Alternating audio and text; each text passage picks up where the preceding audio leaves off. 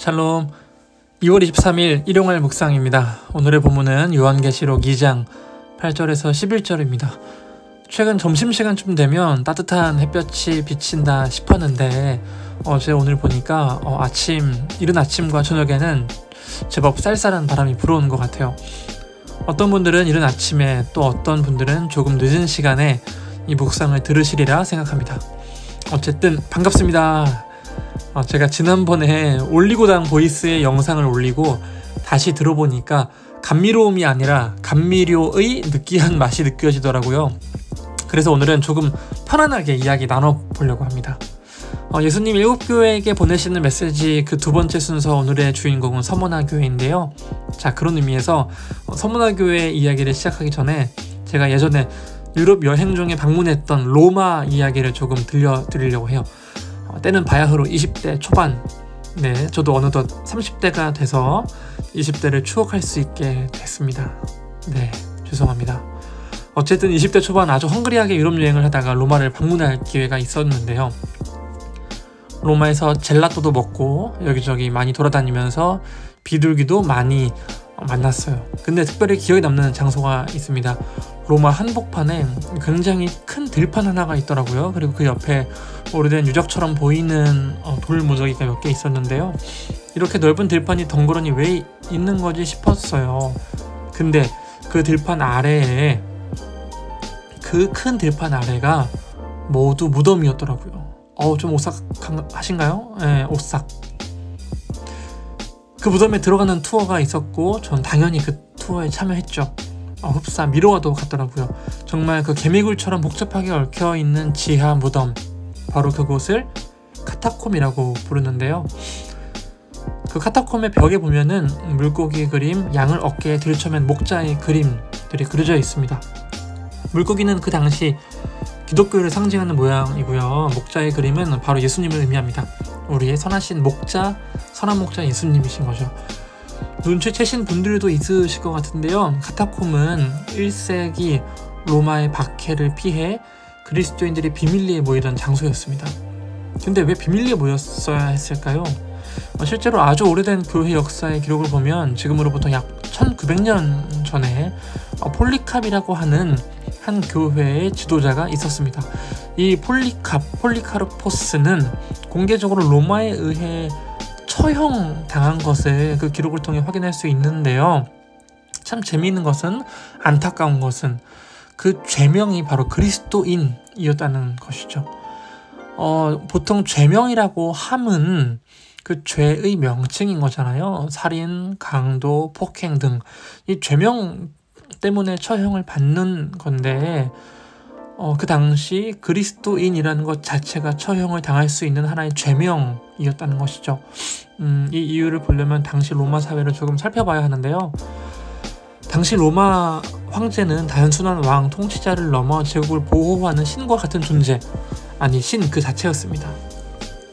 그래서 붙잡힌 그리스도인들은 원형 경기장, 콜로세움 같은 곳에서 예수를 부인하고, 예수 안 믿습니다 이렇게 부인하면서 황제를 숭배하는 것, 그러니까 황제를 실제로 숭배하는 의식을 통해서 자기 자신이 그 원형 경기장에서 나올 수 있었어요. 그러니까 그 길이 아니고서는 처형당해야만 했던 것이죠.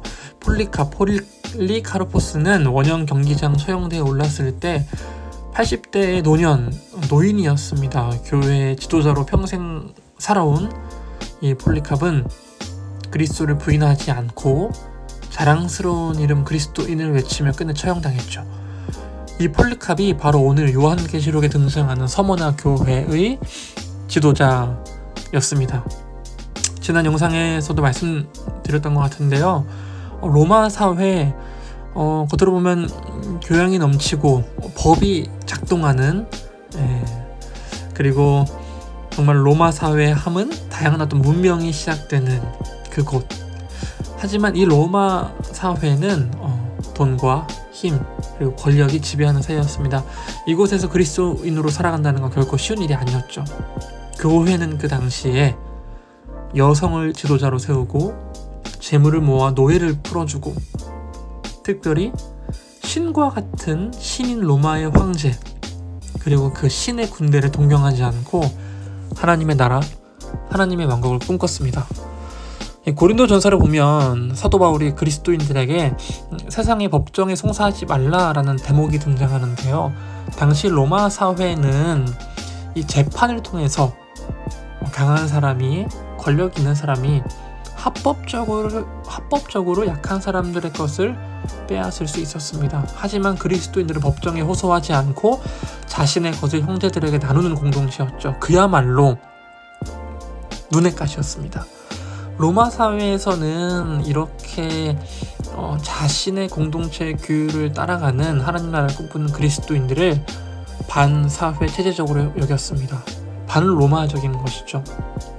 매우 불편한 존재, 정상과 평범함을 거부하는 존재들이었던 거죠. 오늘 본문 속 서머나 교회는 다른 교회들과 달리 단 하나의 책망도 듣지 않고 칭찬과 격려만 듣습니다. 1장 9절에서 예수님은 말씀하시죠. 내가 너의 환난과 궁핍을 안다. 하지만 그 실상은 궁핍이 아니라 부유함이다.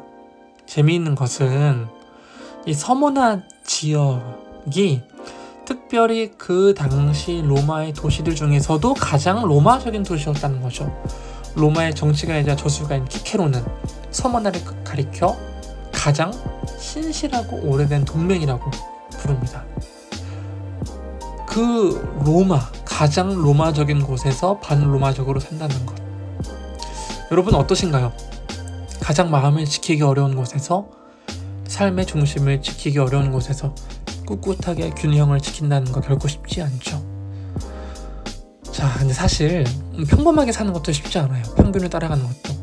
물결에 몸을 맡겨 그 시류에 따라 순리대로 가는 것도 결코 쉬운 것은 아니죠. 하지만 그 반대로 물결을 거슬러 헤엄을 치고 순리가 아닌 영리의 길을 간다는 건 더욱더 많은 것을 포기해야 하는 길입니다. 그래서 서머나 교회는 궁핍했던 것이죠. 하지만 예수님은 그 서머나 교회를 궁핍이 아니라 부유함이라고 평가하십니다. 오늘 우리의 삶은 궁핍과 부유함 어느 쪽에 있나요? 예수님은 오늘 우리의 삶을 바라보며 궁핍과 부유함 그 어느 곳에 있다고 말씀하실까요? 오늘의 일용할 묵상은 여기에서 마치도록 하겠습니다. 함께 기도하겠습니다. 하나님 감사합니다. 오늘 우리의 삶을 돌아봅니다. 예수님은 궁핍 속에서 부유함을 보시고 죽음 속에서 생명을 이루십니다. 저희 또한 세상의 물결을 거스르는 하루를 살아낼 수 있도록 도와주세요. 오늘 하루 그리스도인으로 살아가길 원합니다. 예수님의 이름으로 기도합니다. 아멘.